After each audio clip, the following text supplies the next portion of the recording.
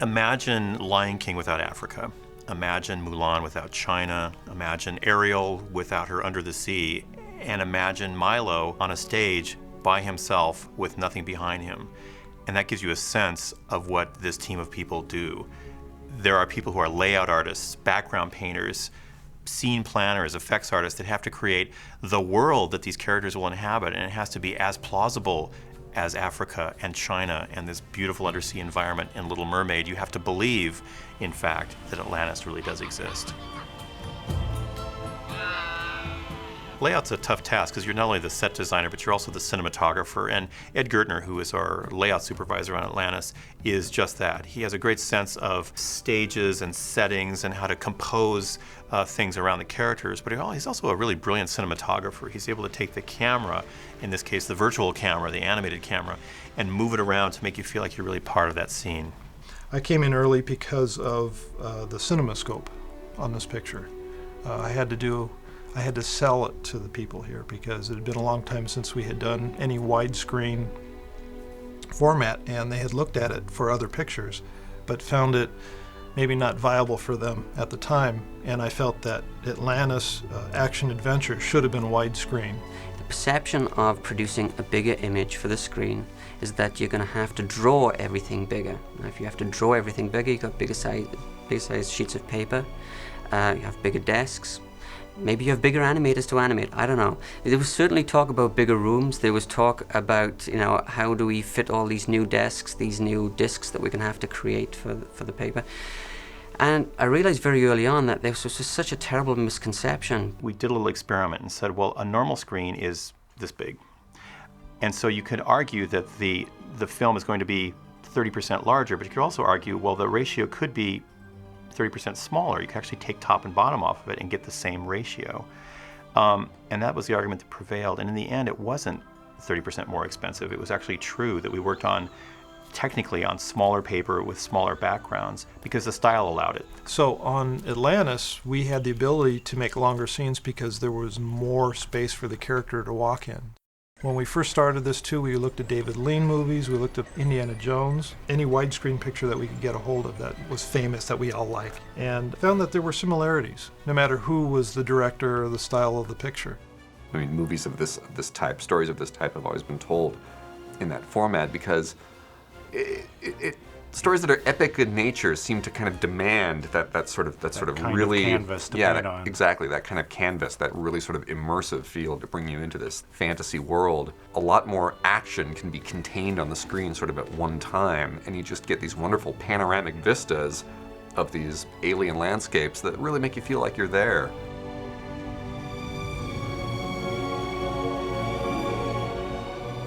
Background painters are wonderful storytellers because color has such a strong emotional response to us as human beings. When we see a color, when we see red, we feel passion or anger. When we see blue, we see peace or romance.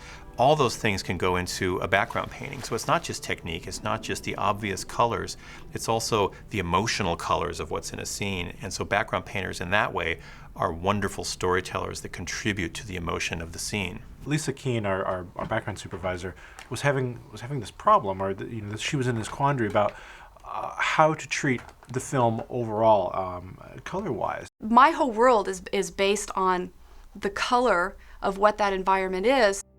So one of the biggest challenges I had was, what does this environment look like, and how do we create light down here? How do they breathe? How do they get their water? How does all this happen?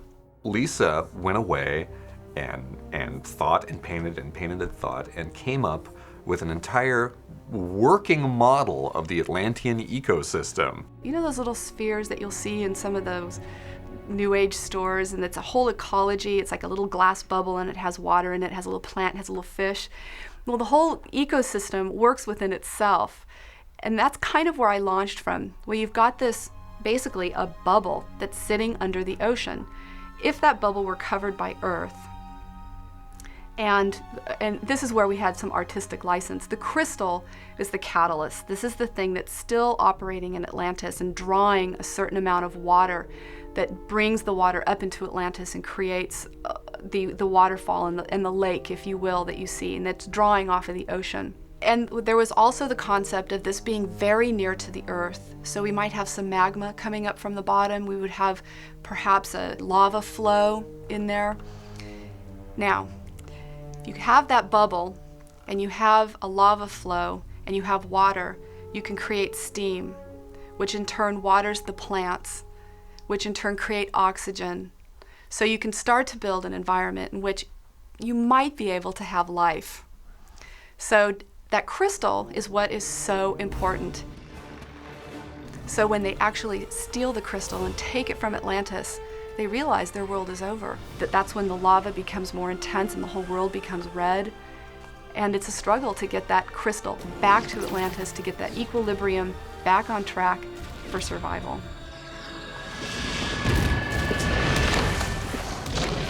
We never have a character look at it and go, why, this must be like a giant garden pump. The water is pumped up. We just thought, do it. We just do it. And we thought that it would just give the whole place a little more credibility. Even if a character doesn't stop and explain it for the audience, the fact that we knew what it was and the artists knew how it worked just enabled them to believe in it more. When you go to make a film like Atlantis, you really want a seasoned professional to kind of jump in and create your special effects, because it is a toy store full of opportunities. And you know, we had no seasoned professional, oddly, on Atlantis. We had a gentleman named Marlon West who turned out at the end of the movie to be a brilliant seasoned professional. I got this visit from Don Hahn, the producer, came to visit me in my little office that I had at the time, and asked me if I wanted to work on Atlantis, and that was the first time I was actually going to supervise something, and I knew it was a big show, and it was pretty daunting to me being a first-time supervisor, and he showed me the show reel at the time. I kind of took a look at it, and I saw this movie with like sea monsters and lava, literal fireflies setting fire to things, and I started looking around my room like for candid cameras or something, because I was like, these guys are trying to put one over on me, but they were serious. And this is a really big effects movie. So it was a big job. But when someone asks me, what's effects animation, and my kind of catch-all definition is everything that moves on the screen except the characters themselves. The water surfaces, digital bubbles in the film, as well as like traditional bubbles, and everything else that's actually moving around them, steam, mist, clouds, all of that kind of comes under the realm of effects. But the cool thing about Atlantis is it has effects. That the effects department are doing energy zaps, machine gun fire, and all that kind of stuff. Things that people in a live action film would associate with being an effect as well. So it's like it's the same thing. So that's very satisfying when I'm trying to explain what I do to someone. It's special effects, and this movie's full of them.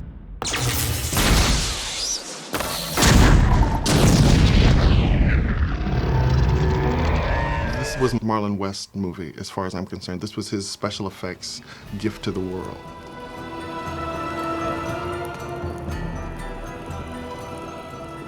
Without scene planning, animation is just a bunch of drawings. It's just a stack of drawings on a table. What scene planning does is takes that stack of drawings on a table and turns it into a plausible shot for a motion picture. That's the idea of scene planning, is making all these pieces that make up a scene fit so harmoniously together that that you get kind of that tingle in your spine sometimes when you see certain scenes. You look at a sequence like the Leviathan battle, where you have a three-dimensional animated articulated object like the Leviathan or the submarine interacting with objects like Rourke barking orders or painted backgrounds sliding by. A scene planner has to take all those elements and work them like beautiful ballet to make sure that they seem plausible and actual in a real world that our movie exists in. If we've done our job really well, you don't notice camera work, you don't notice these pieces. You think of it as that environment existed, just like that. Somebody drew it all together as that one piece, and it's all just working, almost like you were a live action camera, just off on a location shot, and you shot it exactly how it is.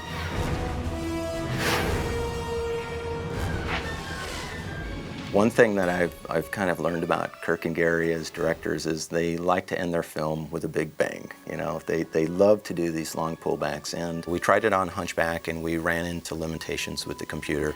And I really felt the greatest challenge that we faced was we had such a huge pullout, and the directors wanted to see depth in that pullout. So they wanted to see what we refer to as multiplaning, but the computers didn't want to behave nicely.